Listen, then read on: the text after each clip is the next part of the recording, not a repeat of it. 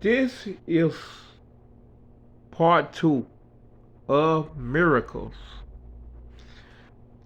I lost my job, and let me start off by saying I have the least minority friendly degree on the planet, meaning I have the racist degree there is.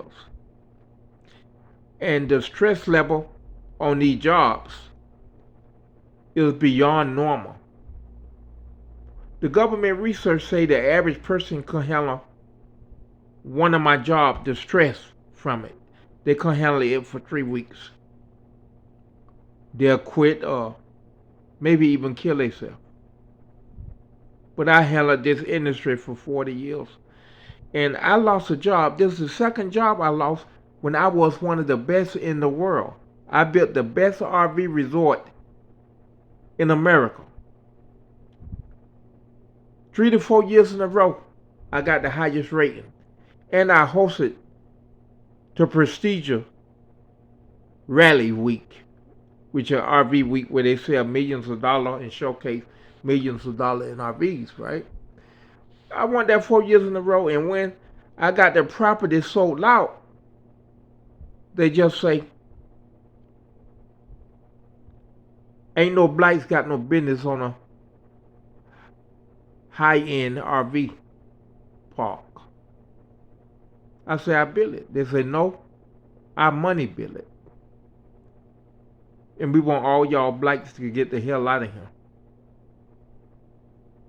Because all the people agreed that blacks have no business on this property around all these millionaires and stuff, and so I got fired.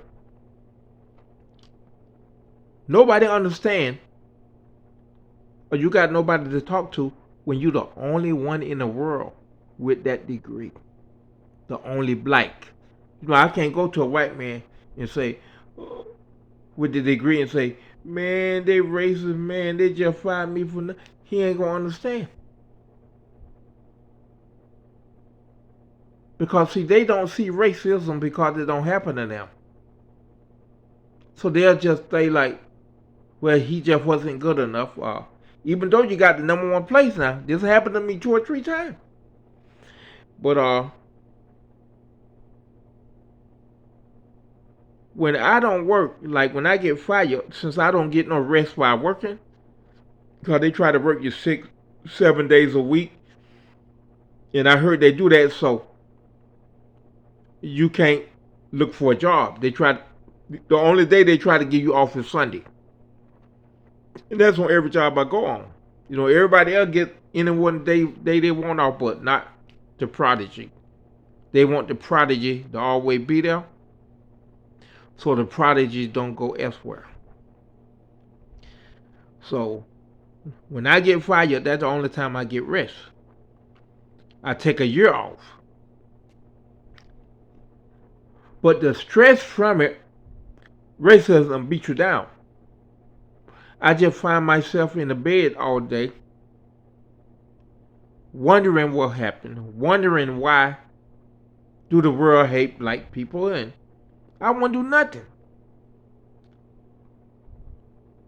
When I got fired, I had $1,400 in the bank. I pay all my bills like I did every month, like I was working. That $1,400 won't move. 3 months passed. 6 months passed. That $1,400 ain't moved. I'm paying close to $2,000 in bills a month. Every month. That $1,400 won't move.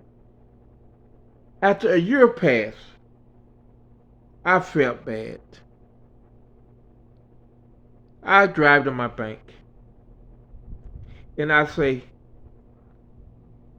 for the first time I walked in that bank, they got a desk in the middle of the floor. I never seen nobody in that desk. But this day I went, it was a beautiful black woman sitting in the desk. And I walked up to her sat down, and she say, "How can I help you?" I say, "I have a confession, miss. I've been paying my bills every month, which is about $1,400 to $2,000 a month, according to how I buy groceries. Uh, my bill be getting paid. And when I stopped working a year ago, I had $1,400 in the bank, and now this a year later, really 14 months later, miss. I've been paying all my bills, close to 2,000 a month, and I still got the same 1,400 in the bank. You haven't moved, and I don't like to take what don't belong to me. I can't pay it back right now, but I can pay it back once I start to working, miss. Y'all can turn it into some type of loan, so that then I can pay it back. She said, "Well, let me look you up." She looked at the computer. She said, hmm.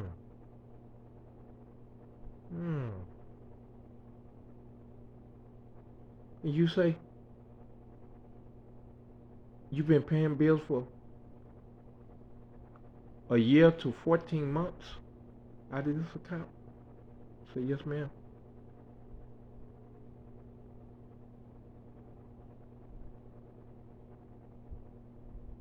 She said, "Well, it been you've been paying bills every month, and it ain't on our computer." She said, "Let me ask you something, son. If you had one slice of bread and a woman and her baby were hungry,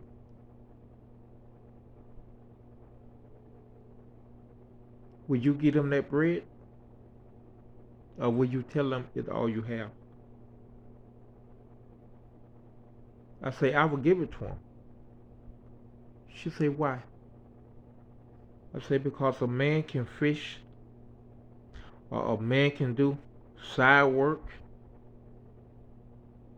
a man can hunt to try to get a meal, but a lady with a baby can't, miss, because she had to watch her young baby."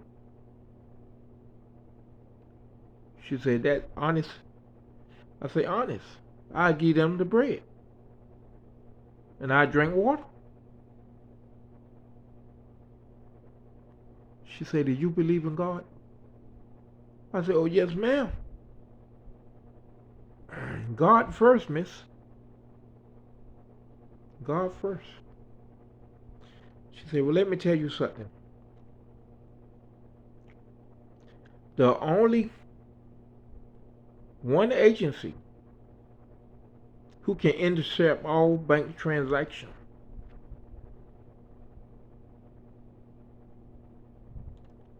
Do you know anybody high up in the government?" I said, "Well, just President Clinton." I said, "How you know him?" I said, "He told me I was a national treasure and going to be the most famous person in history someday, and if I ever need him anything, the federal government will help me, but I lost all contact information, so I don't think it now." She said, "Son, whoever it was, they powerful enough to intercept transaction from the bank without the bank knowing. They can go on any bank computers and do what they want to do when they want to do without us even knowing. So whoever did that for you because they love or care about you. If I were you, I would get up and walk out of the bank and chalked it down as a miracle and just pass it forward when you get on your feet. Now, I never saw you and you just get up, walk away, and don't look back. So I got up, got in my car, and drove home, which is about 15 miles, I would guess. And on the way home, I pulled over because what she said hit deep. And I just started crying because this don't happen every day. Who pay your bills for a whole year?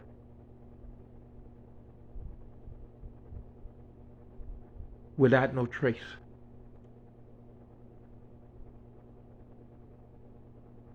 When I got home, I prayed a long time. I dedicated the rest of the day to thanking God that whole day. 2 weeks later, I got a job. I went to run back to the bank because I want to thank the lady and tell her she can set up a payment plan and I'd be happy to pay the money back, which is a lot of money, close to $2,000 a month for 14 to 15 months, and I asked the lady in the bank. I say, where the black lady who was here 2 weeks ago? At that desk there.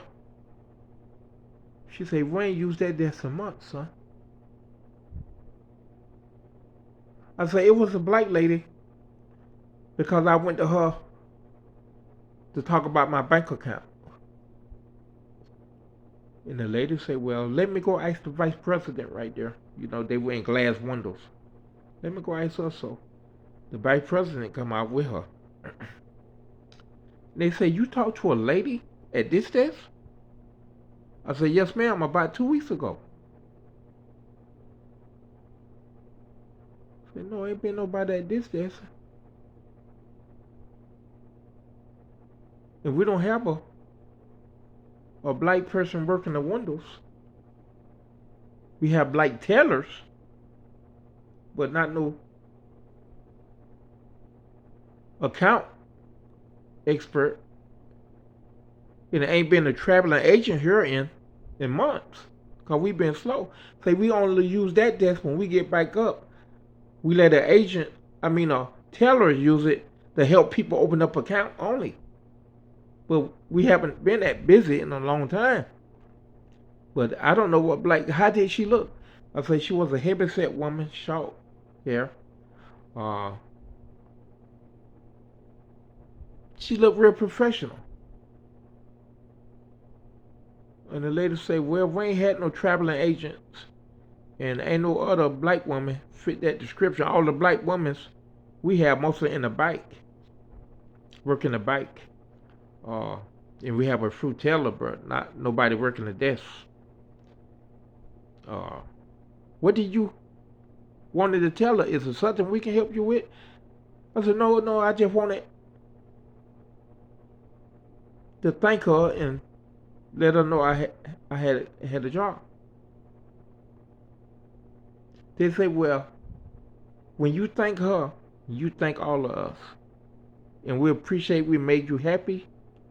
Whatever she did for you, we appreciate it. And I left out that store. And I went back home. And I was puzzled. How can they not remember a woman who was there 2 weeks ago? Then it hit me. This woman could have been an angel. When else a bank personnel going to talk about God and do you believe in this and that and ask you questions about giving. That woman wasn't real. She will only real to me because she was an angel. Miracle happens. It just take a while to figure them out. Thank you and God bless.